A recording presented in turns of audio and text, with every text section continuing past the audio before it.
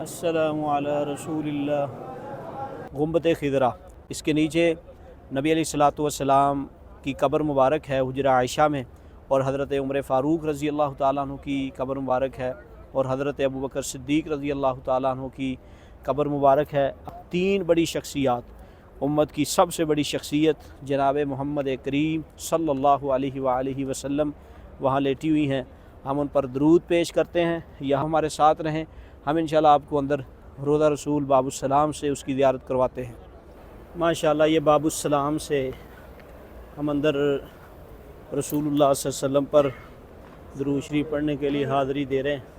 اللہم صلی علی محمد وعلی آل محمد کما صلیت علی ابراہیم وعلی آل ابراہیم انک حمید مجید۔ یہ ماشاءاللہ ممبر ہے، حجرہ عائشہ رضی اللہ تعالی عنہا کی دیوار ہے۔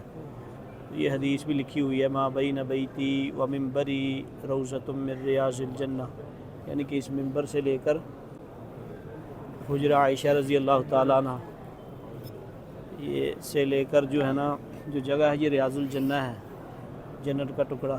یہ سامنے حجرہ عائشہ رضی اللہ تعالیٰ عنہ نبی علیہ الصلوۃ والسلام کی جہاں قبر مبارک ہے، یہ درمیان والا حصہ لوگ یہاں یہ نوافل ادا کر رہے ہیں، یہ ریاض الجنہ ہے۔ یہ دروازہ جو ہے ریاض الجنہ کے درمیان ہے ماشاءاللہ۔ سامنی دیوار حجرہ عائشہ رضی اللہ تعالی عنہا، اس میں رسول اللہ صلی اللہ علیہ وسلم کی قبر مبارک۔ بارک علی محمد وعلی آل محمد۔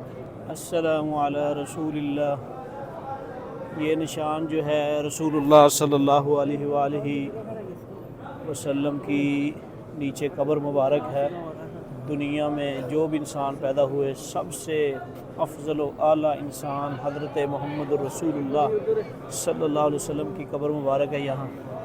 یہ ساتھ ہی حضرت ابوبکر صدیق رضی اللہ تعالیٰ عنہ، یہ حضرت عمر فاروق رضی اللہ تعالیٰ عنہ، ان کی قبر مبارک ہے۔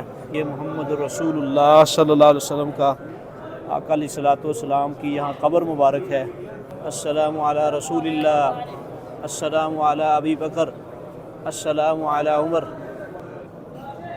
اللہم صلی علی محمد، السلام علی رسول اللہ۔